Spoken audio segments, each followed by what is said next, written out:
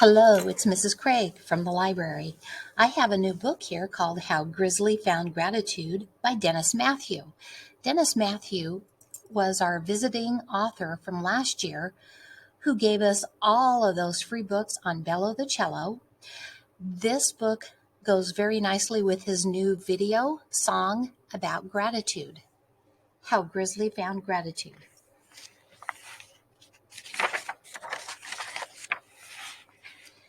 Once upon a time, Grizzly got lost in the wild. He couldn't find his way home, no matter how hard he tried. He still kept searching, but he became sad, lonely, and weary. One day, when he couldn't take another step, he stopped to catch his breath. Seeing the resting Grizzly, Bird stopped by. "Hey, friend, I've never seen you around here. Are you new to the neighborhood?" she asked curiously. "No, Bird. I was looking for food and wandered far from home. Now I'm lost," Grizzly admitted in defeat. "Oh my, how long have you been lost?" Bird wondered. "I honestly don't know. I've lost track of all time," Grizzly answered sadly. "Hey, I know just the thing that will cheer you up," Bird said, and flew off in a flurry. Grizzly didn't know what to expect, but he followed her anyway. Bird flew and flew, with Grizzly carefully pawing behind her, and soon they came upon a bear's favorite treasure. There, hanging from a huge tree, hidden in plain sight, was an abandoned honeycomb, drenched with Grizzly's favorite, ooey gooey golden honey. Grizzly stood and gleefully threw his face into the honeycomb, devouring every drop that he could slurp, sip, drink, and chew. He was full, oh so full. Grizzly licked his fingertips. Yum, that was scrumptious. It tasted just like the honey back home, he said. "What was home like?" Bird asked. "Oh, you wouldn't believe it," Grizzly said, as fond memories of his home flooded in his mind. "So much honey, and all the berries and fruit I could eat. Some days I would jump into rivers and catch big fish. Other days, my friends and I would wrestle in honey, slipping and sliding around. Oh, what I wouldn't give to be there right now." Bird comforted Grizzly. "Well, one thing I've learned is, even when things don't go our way, if we have gratitude, we can be happy." "Gratitude? Does it taste like honey?" Grizzly questioned. "No, Grizzly, it's not something you eat. Does it fly like you? Does it scratch its back on a tree like me?" "No, Grizzly, it's not a living thing like you and me, either. Gratitude means to be thankful," Bird enlightened the bear. It turns out that Bird's friends were not too far away. They were soon about to meet her burly new friend. "Hey, Bird, is with someone." "Well, what do I have to be thankful for?" Grizzly did not sound happy. "I have absolutely lost everything." Bird listened to the anger, the sadness, and the hurt in his voice.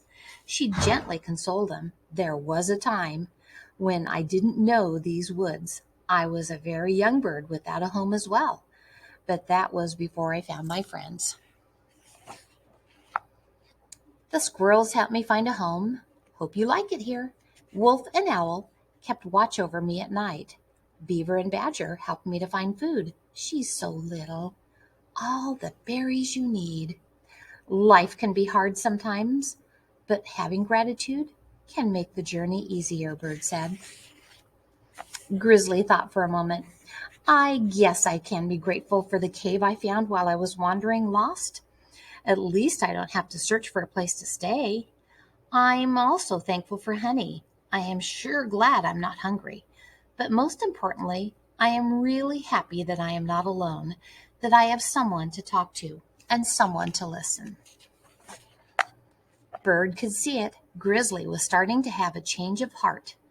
"Bird, I'm sorry I was rude. I've been sad for so long that I guess I just get angry easily. And sometimes I forget to be kind." "You're forgiven, my friend," Bird kindly replied. They were watching the sunset in the distance. Tomorrow's a new day, and sometimes we all need a fresh start. Bird's gratitude rubbed off on Grizzly. He became happier the more he was around Bird and her friends. Days, weeks, months, and seasons went by. Grizzly still remembered where he was from, but he was also getting comfortable in his new environment. Together they started going on new adventures. Got one! To play honeycomb toss. Good catch! And dodge the dirt. He got us! Bird's friends showed Grizzly their ways too. Grizzly tried to eat like the squirrels, howl like wolf, stay awake like owl, chew wood like beaver, and even eat bugs like badger. One day, when they were exploring, the group felt thirsty. As they searched for water, they came upon a roaring river. While they were quenching their thirst, Bird saw something in the distance. She looked closely and was suddenly shocked. She whispered, "Grizzly!" Grizzly looked up and couldn't believe his eyes. Far away, there was a slough of grizzlies fishing. Grizzly didn't know them, but for the first time in a long time, he was seeing other grizzlies. It reminded him of his old home. Bird even had an idea. Maybe they can help you find your way back home. Was Grizzly going to stay or was he going to leave? His friends wondered. They were getting ready to leave when one of the bears spotted Grizzly and his friends. "Hey, what are you doing over there? Come join us," he hollered and walked over to Grizzly. "Just spending time with my family," Grizzly replied. The visiting bear looked confused. "What about you all?" Grizzly inquired. "Oh, just looking for fish. We were just about to leave." "Well, come again sometime. There's lots of honey around here too," Grizzly added. "Sounds like a plan," the departing Grizzly agreed. "See you next time." As the sleuth started leaving, Bird couldn't believe what happened. "Why didn't you ask them to help you find your home?" she asked Grizzly. With the smallest smile and a gleam in his eye, Grizzly replied, "This is my home. This is where I now belong with all of you." Grizzly's friends gathered around him in a sweet embrace. The once lost Grizzly now had a family. "Home is not just a place," Grizzly added. "Home is also who you are with." In the end, Grizzly found gratitude, and it was gratitude that helped Grizzly find a new home. The end.